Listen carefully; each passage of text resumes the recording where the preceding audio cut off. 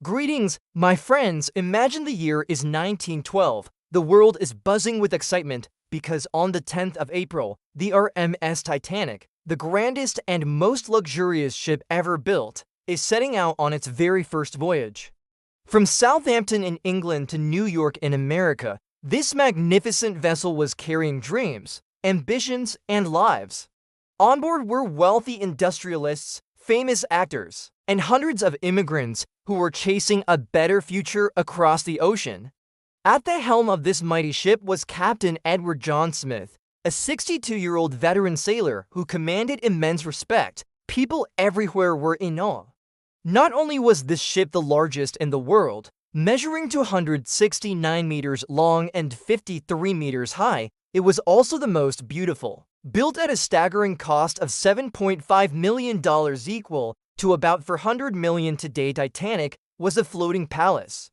There were stained glass windows, hand-carved wooden panels, two grand staircases, and luxuries that even five-star hotels could not match.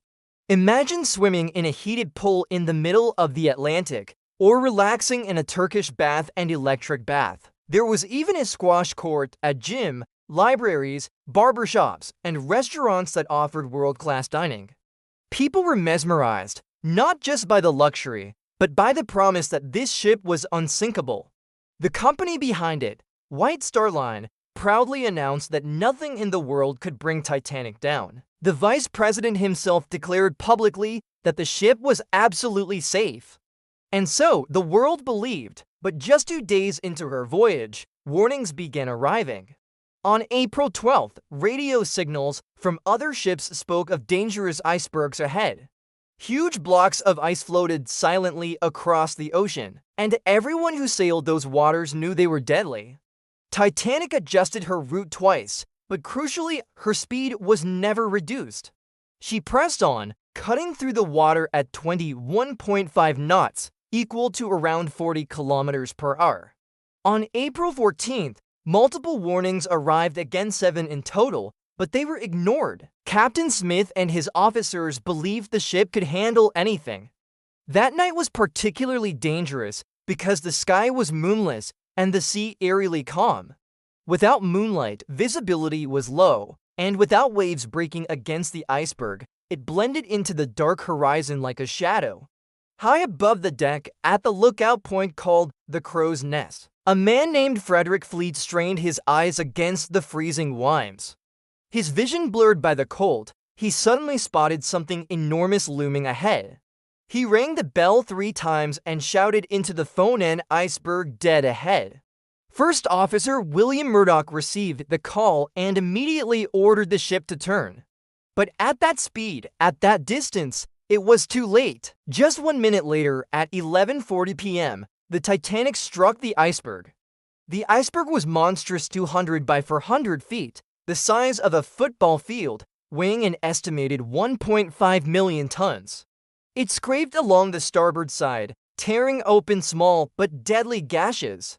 You might wonder how ice could rip open steel. Think of it like this: a car can be destroyed if it crashes into a tree, though it is weaker than metal. The sheer weight and momentum of the iceberg left Titanic gashed, and within minutes, water began to flood in. Captain Smith and ship architect Thomas Andrews rushed to inspect the damage. What they saw shocked them. 6 of the 16 watertight compartments had been breached. The ship was designed to survive if flooded, but 6 meant there was no saving her. The unsinkable ship was doomed. At midnight, distress signals were sent out. Radio operator Jack Phillips worked frantically, sending call after call into the night. Hours seemed like minutes as he desperately searched for a reply. Finally, one came. The RMS Carpathia, 107 kilometers away, picked up the call and raced to Titanic's aid. But at top speed, it would take more than 3 hours to arrive. Titanic did not have 3 hours. Flares were fired into the night sky, desperate cries for help. Yet no other ship responded. Captain Smith gave the order to begin evacuation. Women and children first, lifeboats lowered into the freezing dark ocean. But here came another fatal flaw. Titanic had lifeboats for only 1,200 people, though over 2,200 souls were aboard. Many passengers still didn't believe the ship could actually sink, as had promised it was unsinkable. When the first lifeboat was lowered, it carried only 28 people, though it could hold 65. Precious seats wasted, time slipping away. As water filled more compartments, the ship began to tilt forward.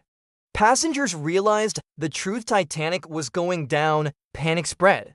The boat dipped under the seat while the stern rose into the air, exposing the giant propellers. Chaos erupted as desperate men fought for places in the few remaining lifeboats. By 2:05 a.m., the last lifeboat was gone.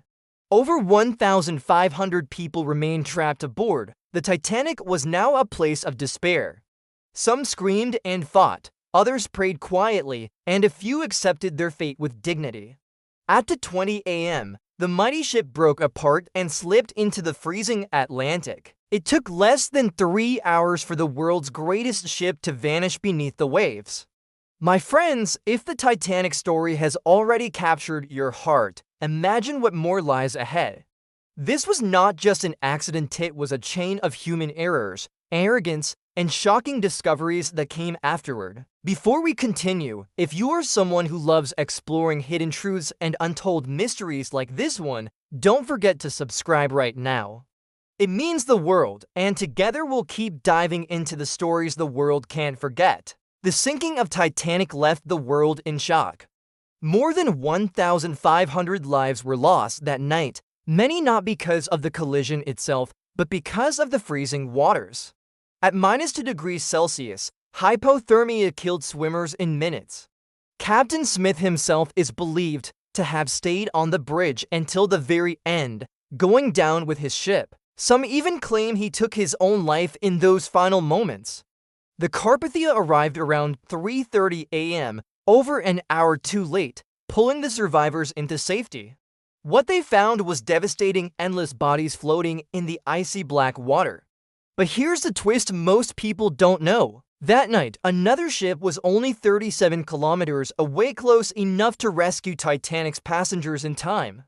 This was the SS Californian. Shockingly, this ship had already warned Titanic of dangerous icebergs. But at 11:15 p.m., just minutes before Titanic struck the iceberg, the Californian's radio operator turned off his radio and went to bed. The ship had stopped for the night, and willing to risk sailing through the ice. Even more heartbreaking, Titanic's passengers could actually see the lights of Californian on the horizon. Some even reassured others that rescue was near.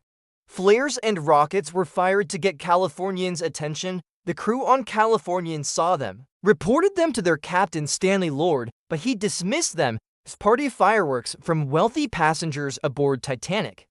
By the time they realized the truth the next morning, it was too late. The Titanic was gone. Both British and American inquiries later blamed Captain Lord for failing to act. But he was not the only one at fault. Titanic herself was woefully unprepared. She carried too few lifeboats because the company considered them unnecessary, believing the ship unsinkable. A scheduled safety drill was even cancelled by Captain Smith hours before the crash. And then there was the fateful mistake of the helmsman. In the panic after Fleet's iceberg warning, Robert Higgins turned the wheel the wrong way right instead of left, sending Titanic directly into danger. Though corrected moments later, the damage was done. There was also immense corporate pressure. Joseph Bruce Ismay, chairman of White Star Line, allegedly pushed Captain Smith to maintain speed despite iceberg warnings. Breaking records mattered more to the company than safety. On the afternoon of April 14th, Captain Smith even showed Ismay an iceberg warning message, but Ismay pocketed it to keep others from slowing down. A deadly decision motivated by pride and profit. The tragedy changed everything. In 1914, the International Ice Patrol was formed to track icebergs and warn ships. A treaty, the International Convention for the Safety of Life at Sea, made lifeboats mandatory for every passenger. Never again would arrogance be allowed to gamble with so many lives.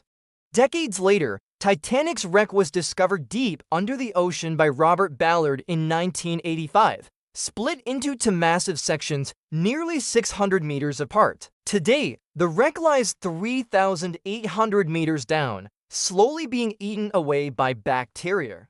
Experts say that by 2030, nothing will remain. All that will be left are the stories and the lessons, yet the fascination has never faded. In 2012, an Australian billionaire, Clive Palmer, announced plans to build Titanic 2, an exact replica of the original ship that would sail the same route. The world was intrigued, but delays and lack of interest have left the project unfinished even a decade later. After all, who would travel on a luxury liner without Wi-Fi or modern comforts? Perhaps Titanic 2 was destined never to sail, just as Titanic itself was destined never to reach New York. Even after more than 110 years, Titanic still captures imaginations. It is a haunting reminder of how human arrogance and tiny mistakes can turn into disaster. It is a story of tragedy, but also of resilience, because the world learned and changed forever. And now I want to hear from you. If you had been there that night, would you have fought desperately for a place in the lifeboats, or accepted fate and stayed behind? Comment below with your thoughts. Your voice keeps this story alive, and I can't wait to read what you think.